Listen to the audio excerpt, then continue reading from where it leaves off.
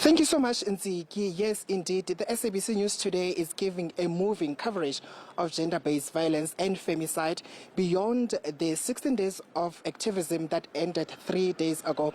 Well, currently we are in Soweto, where we find the Tshogofadzopule Foundation. Just to give a background on how this foundation was formed, you'd remember that in June 2020, the lifeless body of Tshogofadzopule was found shot in the chest and hanging from a tree. And you'll also remember that at that time, Tshogofadzopule was 8 months pregnant. And of course, after the brutal murder, the case was opened against the perpetrator, who is Ntutu Koshoba, who was the boyfriend to Tshogofadzopule at the time. And of course, he was arrested for the premeditated murder of Tshogofadzopule and the unborn baby. He is now in prison in life sentence. But for more details, I just want to bring in the spokesperson for the Tshogofadzopule Foundation, who is Botlhale Modisame. Botlhale, thank you so much for your time. 5 years later, after the brutal murder of Tshogofadzopule and the formation of Tshogofadzopule Foundation, we still speak of gender-based violence as a crisis in South Africa. Can you please talk about this? Good morning, Puseletso, and to all our viewers at home.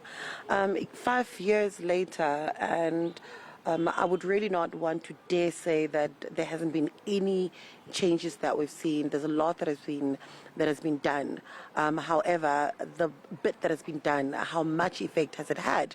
And and truth is, as much as there's been wings formed, I mean, community, Department of Community Safety, especially when it was still under Mamfaith Masibugo, a lot was done. I mean, we saw a wing called Ikaya Letemba being formed, and that has essentially carried all the GBV victims and families in terms of doing primary, the primary work that we do, and that they literally go through each and every single phase of, from lodging the call with the police station up until the last day in court, and they also offer counseling and the likes.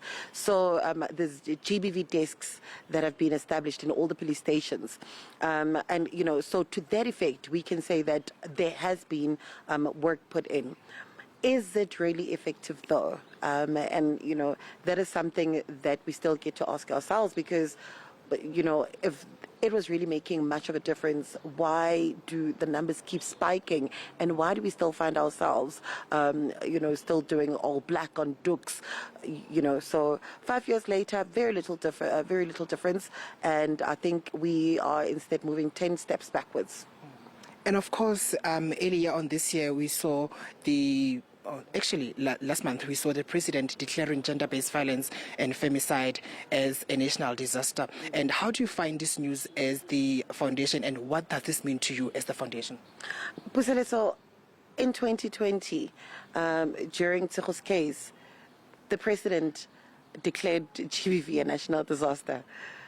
It seems every time we get up to make noise about it, or somebody does something meaningful about it, if you get to make enough noise, our president stands up and says that he declares it a national disaster. How many times does he have to declare it a national disaster before he could actually make sure that, proper sentencing is being put into place?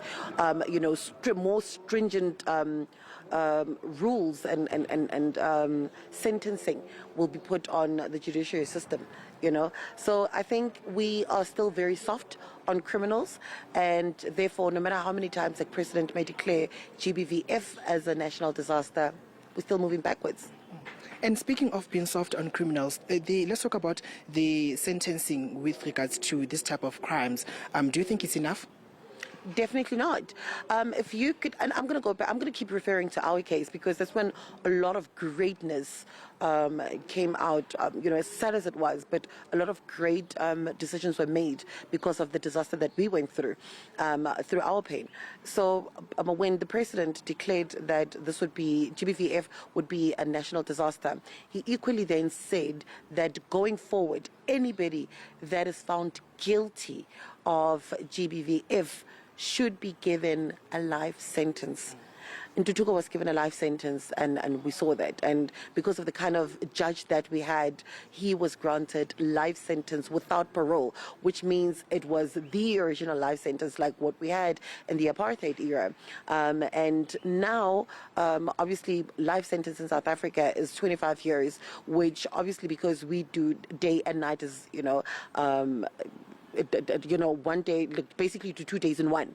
And a life sentence is now 25 years. So even if you get given a life sentence, chances of you coming back unrehabilitated and coming back to the very same community which you've caused pain on are extremely high.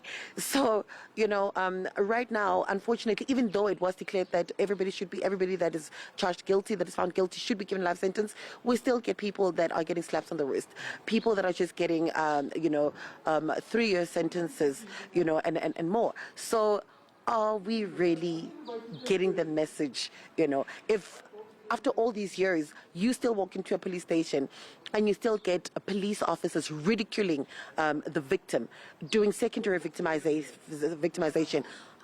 Are we really getting justice?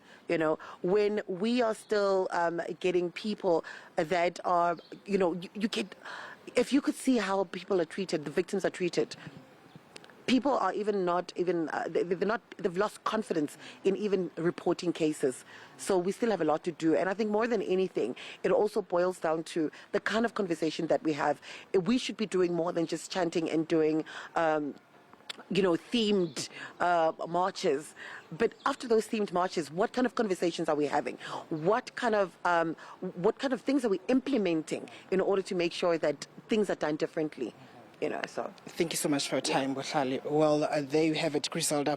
That was Botlhale Modisame, who is the spokesperson for the Tsogofatso Foundation, essentially speaking about making more noise and making it a daily commitment, not only during the 16 days of activism, because we know that we have the 16 days of activism, and this is where we see more voices speaking against the GBVF, but saying that we should make it a daily commitment just to ensure that it is loud enough. Well, of course, we will be continuing to give a moving coverage of the GBVF, but for now, it's back to you in studio until the next hour.